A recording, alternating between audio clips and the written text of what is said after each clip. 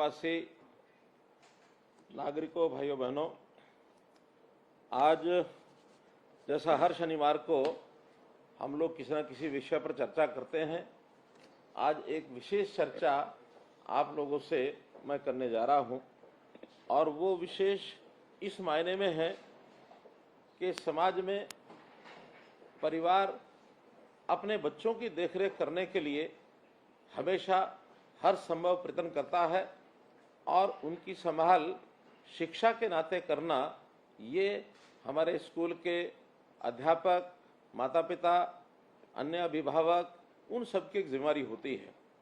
School अपना काम करते हैं, स्कूलों में, विद्यालयों में हमारे विद्यार्थी पढ़ने के लिए हम भेजते हैं, दाखिला लेते हैं, लेकिन केवल मात्र अध्यापकों की पढ़ाई तक ये विषय सीमित नहीं रहता। उन बच्चों की उचित देखभाल करने के लिए अन्य व्यवस्थाएं भी करनी होती हैं। हमारे यहाँ हरियाणा में जैसा हमको पता है कि लगभग 6 वर्ष से 18 वर्ष तक के 47-48 लाख बच्चे ये स्कूलों में पढ़ते हैं। 20 से 22 लाख प्राइवेट स्कूलों में हैं, इतने ही लगभग सरकारी स्कूलों में हैं। एक 3 से 4 लाख बच्चे ऐसे भी हैं जो शायद कुछ अनरिकॉग्नाइज्ड स्कूल हैं उनमें पढ़ते हैं, अथवा गुरुकुलों में, मदरसों में ऐसी कुछ व्यवस्थाओं में हैं जिनके बारे में ठीक से हमारे पास रजिस्ट्रेशन भी शायद नहीं है। और कुछ बच्चे ऐसे भी होते हैं जो अपनी पढ़ाई बीच में छोड़ देते हैं, जिनको ड्रॉप आउट कहते हैं। आखिर हमारी चिंता 6 से 18 साल तक के इन सब बच्चों की स्कूल शिक्षा विभाग की ओर से हमने उनके जिम्मे लगाया है कि एक एक परिवार में जाकर के इन बच्चों की वो जानकारी लें और लेकर के हर बच्चे की पढ़ाई, अच्छी व्यवस्था ये सुनिश्चित करें। विद्यालयों की व्यवस्थाएं सरकार के तौर पर बहुत सी व्यवस्थाएं बनाई जाती हैं। उन व्यवस्थाओं में उस प्रांगण का वातावरण कैसे हो, स्कूल की बिल्डिंग कैसी हो, वहाँ उस बिल्डिंग के अंदर शौचालय बने हुए हैं कि नहीं हैं, पीने के पानी की व्यवस्था है कि नहीं है, खेल का मैदान वहाँ है कि नहीं है, ड्यूअल डेस्क हर स्कूल में है या नहीं है, हर प्रकार का सिविल स्ट्रक्चर भी उचित हो, स्कूल के जाने का मार्ग ठीक हो, उसकी चारदीवारी हो। इन सब व्यवस्थाओं पर सरकार भले ही ध्यान देती है, लेकिन बहुत बार ऐसा ध्यान में आता है कि स्कूलों की संख्या बड़ी होने के नाते से, जैसा हमको पता है कि हरियाणा में सरकारी स्कूल ही अगर संख्या गिनते हैं तो लगभग 14,000 से ऊपर सरकारी स्कूल हैं। इतनी बड़ी संख्या में उन स्कूलों की देखरेख करना शायद सरकार के किसी अधिकारी के कंट्रोल में आना संभव नहीं है। तो इनकी देखरेख करने के लिए जो योजना बनाई गई है वो है स्कूल मैनेजमेंट कमिटीज, SMCs। और आज मैं जहाँ तक समझता हूँ, मैं जिन लोगों से बातचीत कर रहा हूँ, आप सब लोग ऐसे स्कूल मैनेजमेंट कमेटी के मेंबर्स, उनको सबको बुलाया गया है ताकि हम अपनी बातचीत इनसे कर सकें और आपसे अलग से कुछ सुझाव भी मिलेंगे तो उस पर भी हम पालन करेंगे। तो इन स्कूल मैनेजमेंट कमेटी में चाहे वहाँ हमारे बच्चों के माता पिता हों, अथवा अध्यापकों का प्रतिनिधित्व करने वाले कुछ अध्यापक हों, या जनप्रतिनिधि, उस गांव का जनप्रतिनिधि भी उसके अंदर हम शामिल करते हैं। ऐसे 10 से लेकर के और 15-16 तक की संख्या इन जो स्कूल मैनेजमेंट कमिटीज़ हैं इसके अंदर रखी जाती है। इसकी नियमित हम लोग बैठकें करते हैं और नियमित बैठकें करने के बाद वहाँ की व्यवस्थाओं की संभाल करने के लिए हमारी अपेक्षा है कि स्कूल मैनेजमेंट कमिटीज़ ये जो हैं प्रमुख रूप से जो काम करने की बात आती है, उन विद्यालयों की सब गतिविधियाँ उनका वो ध्यान रखें। बच्चों की परीक्षा जब होती है उस समय की संबंधी की जानकारियाँ वो भी रखें, और अभिभावक जो वहाँ हमारी मैनेजमेंट कमेटी के अतिरिक्त अभिभावक हैं उनको उसकी जानकारी भी दें। सब बच्चों की जानकारियाँ उन अभिभावकों तक कैसे पहुँचे, इनकी व्यवस्था वो लोग करें। और इस नाते से हम लोग ये सुनिश्चित करें कि उन बच्चों की पढ़ाई समुचित चल रही है कि नहीं चल रही है, अध्यापक अपना काम ठीक से कर रहे हैं कि नहीं कर रहे हैं, नियमित तौर पर अध्यापक उपस्थित होते हैं अथवा नहीं होते हैं तो बच्चों की उपस्थिति ली जाती है कि नहीं ली जाती है, बच्चे भी सब उपस्थित विद्यालय में पूरा समय के लिए हों, सभी उनकी जो कक्षाएं हैं उसको वो अटेंड करें। कहीं बीच में बच्चे छोड़ करके कई बार घरों में चले जाते हैं, वो भी ना जाएं। बच्चों का विकास के नाते से जैसे योग आदि की व्यवस्था है वो भी देखनी होती है। खेल में बच्चे कहीं अपना भाग लेते हैं कि नहीं लेते हैं। आखिर बच्चों के मानसिक विकास, बौद्धिक विकास के साथ साथ उनका शारीरिक विकास ये करना भी बहुत आवश्यक होता है। तो इस हिसाब से उन बच्चों को आगे बढ़ने के लिए जो गैर शैक्षणिक कार्य हैं उन कार्यों में भी बच्चों का विकास जो है वो जुड़ा होता है। बच्चों को पाठ्य पुस्तकें दी जाती हैं, डिपार्टमेंट की ओर से जो पाठ्य पुस्तकें निःशुल्क रूप में दी जाती हैं उनको मिली कि नहीं मिली हैं।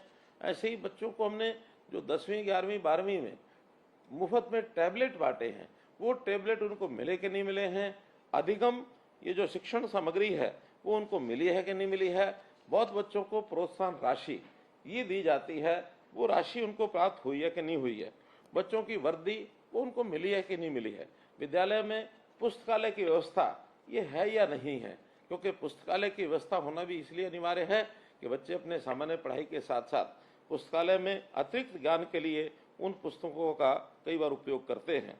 तो इस प्रकार से ऐसे बहुत से काम हैं जो बच्चों को पढ़ाई के साथ साथ उनकी व्यवस्था देखना, उनको ध्यान रखना, ये हमारा काम है। एक श्रेणी उसमें विकलांग बच्चों की भी आती है, तो विकलांग बच्चे उनकी एक प्रकार से आने जाने की व्यवस्था, अगर कहीं चढ़ाई है उस स्कूल के कहीं फर्श पर तो उसको ऊपर चढ़ने के लिए वहाँ रैंप बने हैं कि नहीं बने हैं, उन बच्चों के बैठने की अलग से व्यवस्था है कि नहीं है। उनकी पढ़ाई भी कई बार विशेष चैलेंज जो बच्चे होते हैं उसकी पढ़ाई की व्यवस्था भी अलग प्रकार से करनी पड़ती है, वो उनको है कि नहीं है। बच्चों को मिड डे मील दिया जाता है, तो मिड डे मील भी बच्चों में इसका वितरण ठीक होता है कि नहीं होता है। भोजन उसकी क्वालिटी ठीक है या नहीं है, उसकी मात्रा ठीक है कि नहीं है। ठीक उचित मात्रा में जो उस भोजन की उष्णता है, उसका जो गर्म भोजन मिलने का उनको एक प्रबंध है वो होता कि नहीं होता है। कहीं भोजन की क्वालिटी ऐसी खराब न हो कि उनको उस भोजन के लाभ के बजाय उनको कोई हानि हो जाए। तो इस प्रकार से बहुत से ऐसे काम हैं जो हमारे एसएमसीज को ये ध्यान रखने होते हैं। बच्चों की पढ़ाई की गुणवत्ता कैसे बढ़े, हम निरंतर अध्यापकों का प्रशिक्षण ये भी करते हैं, और अध्यापकों के प्रशिक्षण के साथ साथ अब हमने विद्यालयों में एक दूसरे अलग श्रेणी के विद्यालय भी खोलना शुरू किया है। संस्कृति मॉडल स्कूल, संस्कृति model school senior secondary school के लेवल के भी हैं, और अब प्राइमरी सेक्शन भी हमने संस्कृति मॉडल स्कूल के खोले हैं। कुछ अभिभावक ऐसा चाहते हैं कि भले हमको थोड़ा पैसा खर्च करना पड़े लेकिन हमारे बच्चे सीबीएसई स्कूल में भी पढ़ने के लिए सरकारी व्यवस्था हो, हमने वो भी शुरू की है। इसका भी आप लोगों को निश्चित रूप से लाभ जो है वो मिला होगा। तो मैं इन सब बातों के साथ साथ इतना ही विषय आपके सामने करना चाहता हूं कि इन सब में आप लोगों का अपना योगदान कितना है। अभी जब हमने अनुमान लगवाया कि बच्चों के ड्यूअल डेस्क ये कितनी मात्रा में है, तो पता लगा कि बहुत कम स्कूल में ड्यूअल डेस्क हैं। अगर सरकारी जो प्रक्रिया है उसके माध्यम से ड्यूअल डेस्क हम खरीदते हैं और दिए जाते हैं तो उसमें समय बहुत लगता है, और क्वालिटी भी कई बार तो बहुत सी शंकाएं उसमें हो जाती हैं, कीमत भी ठीक से उसकी पता नहीं लगती है। तो हमने एक निर्णय लिया, बहुत सोच समझ के निर्णय लिया कि हम कुछ खर्च एसएमसीज के हवाले करें ताकि वो वहाँ पर अपने ड्यूअल डेस्क की व्यवस्था या निर्माण कार्यों में छोटी मोटी आवश्यकता है, कहीं शौचालय की कमी है, कहीं पीने पानी की कमी है, कहीं सड़क का मार्ग ठीक नहीं है, कहीं चारद्वारी ठीक नहीं है, कहीं विद्यालय के सौंदर्यीकरण में कोई आवश्यकता है, कहीं छोटी बड़ी मुरम्मत है, ऐसे सब कामों के लिए एसएमसी को ही हमने अधिकृत किया और 25 लाख रुपए की राशि हर स्कूल के लिए उसकी एक सीमा भी निर्धारित की कि उस 25 लाख रुपए तक, 25 लाख रुपए फिक्स नहीं है, उसके अंदर अंदर कम करना है। वो कम में होता तो कम में करें, मैक्सिमम 25 लाख रुपए तक आप अपने आप खर्च करने की व्यवस्था कर सकते हैं। उसके लिए आप लोग कोटेशंस लेकर के भी काम कर सकते हैं। निविदा या टेंडर करना बहुत आवश्यक नहीं है, क्योंकि टाइम कंज्यूमिंग जो भी चीज़ होती है, समय जिसमें ज़्यादा लगे, उस काम को करने के बजाय आपके ऊपर पूरा भरोसा किया गया है कि आप उचित दाम पर और अच्छी क्वालिटी इसका काम करवाएंगे, क्योंकि आप एक जिम्मेवार एक नागरिक हैं, आपकी के ऊपर स्कूल की पूरी चिंता है। आप स्कूल की मैनेजमेंट के नाते से, बच्चे आपके हैं, गांव आपका है, शहर आपका है, अध्यापक आप स्वयं हैं, तो ऐसी जिम्मेवारी शायद चंडीगढ़ में बैठा हुआ व्यक्ति महसूस न करे, लेकिन एसएमसी का हर सदस्य अपने विद्यालय के लिए इन कामों की जिम्मेवारी हमसे ज़्यादा समझेगा। इस भाव को ध्यान में रखते हुए हमने आपको पूरी जिम्मेवारी दी है, और अनुभव भी आया है कि जो काम शायद सरकारी व्यवस्था से किया जाता और उस काम को आपके माध्यम से जो करवाया गया है, ऑन एवरेज 5 से 7 लाख रुपए का खर्च कम आया है। अर्थात 25 लाख में 7 लाख का मतलब है 25 से 30% का पैसा बचा भी है। इसके लिए मैं आपका बहुत बहुत धन्यवाद भी करता हूं, आपकी सराहना भी करता हूं।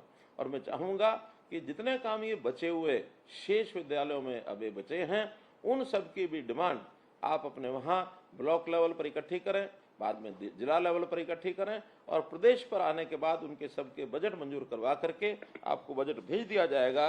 और ये जो सारे काम हैं आप अपने सब जल्दी से कर सके, ऐसी मेरी अपेक्षा है।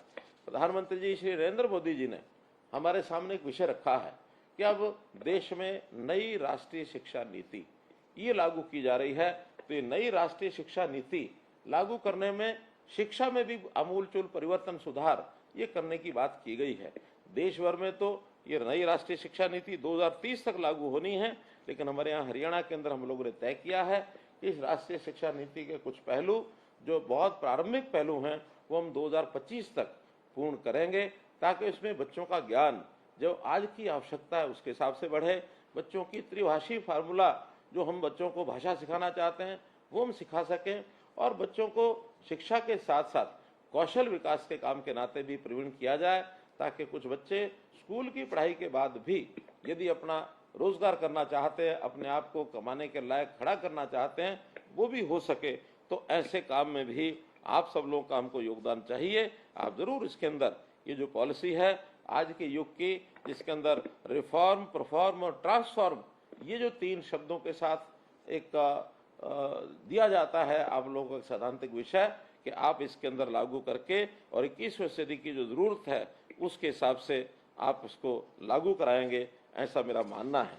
मैं ये भी मानता हूँ कि हमको कुछ व्यवस्थाएं नई खड़ी करनी पड़ेंगी, ताकि बच्चों की शिक्षा का, बच्चों की उपस्थिति का, बच्चों के अध्यापक पूरी संख्या हुई कि नहीं हुई, जिस स्कूल में बच्चे कम हैं अध्यापक ज़्यादा हैं वहाँ को भी हम ठीक कर सके, जहाँ अध्यापक बच्चे ज़्यादा हैं अध्यापक कम हैं उसको भी हम ठीक कर सके। और हाँ, बहुत स्कूल ऐसे हैं जहाँ बच्चों की संख्या बहुत ही कम है, अर्थात 10 से लेकर 15 तक भी बच्चे नहीं हैं, वहाँ भी अध्यापक कम से कम 2 यदि लगाए जाते हैं तो बड़ी कठिन व्यवस्था पड़ती है। ऐसा एक जिसको कहना चाहिए कि एक समान वितरण जो है अध्यापकों का भी ठीक हो सके, इसके ऊपर पूरा हम ध्यान रखे हुए हैं। बहुत जल्दी एक MIS एक हम प्रोग्राम बनाएंगे, जिसके अंदर हर विद्यालय में कितने बच्चे हैं, कितनी उनकी उपस्थिति होगी और कितने वहाँ अध्यापक हैं, कितनी आवश्यकता है, ताकि जल्द से जल्द उनको अध्यापक भेजे जा सके। अगर स्थायी नियुक्ति हमारे अध्यापकों की नहीं होगी तो हम जो अस्थायी तौर के ऊपर उनकी भर्ती करके भी उनको भेजेंगे। ये काम भी हम बहुत जल्दी करने जा रहे हैं। सॉरी, बच्चे जो ड्रॉप आउट होते हैं उस ड्रॉप आउट बच्चों की चिंता भी हमारे जो विद्यालय हैं वो जरूर करें। अगर ड्रॉप आउट के विद्यालयों की चिंता बच्चों की कर ली जाती है तो निश्चित रूप से कोई बच्चा हमारा वो बाहर न रहे, इस स्थिति तक हम आना चाहते हैं। कुल मिलाकर के हमारे बच्चों की शिक्षा अच्छी कैसे हो, ये जिम्मेदारी हम सबकी है, चाहे उसमें सरकार है, हमारा शिक्षा विभाग, चाहे अन्य विभाग हैं, या फिर गांव में पंचायत से लेकर के अभिभावक, अध्यापक, सभी ये जो स्कूल मैनेजमेंट कमेटी है, इन सब की चिंता, बच्चों की पढ़ाई की चिंता होनी चाहिए। एक बच्चा यदि बचपन उसका संवर जाता है तो निश्चित रूप से आगे वो एक अच्छा नागरिक बनेगा। आज हम जिस युग में जी रहे हैं, इस युग में माता पिता और अध्यापक सबकी चिंता बच्चों की पढ़ाई होनी चाहिए। मैं तो कम से कम अपने समय की बात बता सकता हूँ, आज से 50 साल पहले की। तब तो माता पिता को भी पता नहीं होता था कि बच्चे की पढ़ाई में क्या कमी है, क्या उनको ध्यान रखना है, कोई गाइडेंस उस समय मिलती नहीं थी।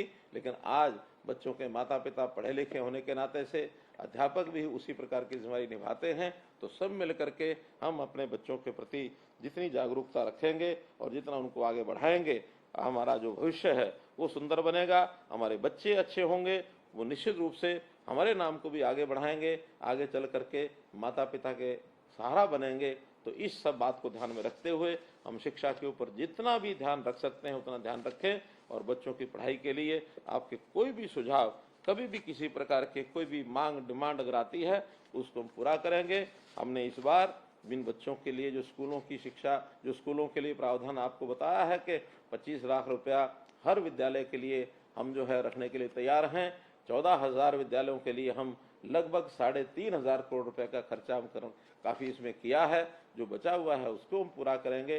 तो इस वर्ष विद्यालय हमारे अच्छे बने, हम विद्यालयों की व्यवस्था को सुधारें, बच्चों की पढ़ाई का तरीका सुधारने के लिए सरकार भी सब काम कर रही है। इसमें हम सफल हो, आगे बढ़ें, यही आपसे निवेदन करते हुए आपका बहुत बहुत धन्यवाद, बहुत बहुत आभार।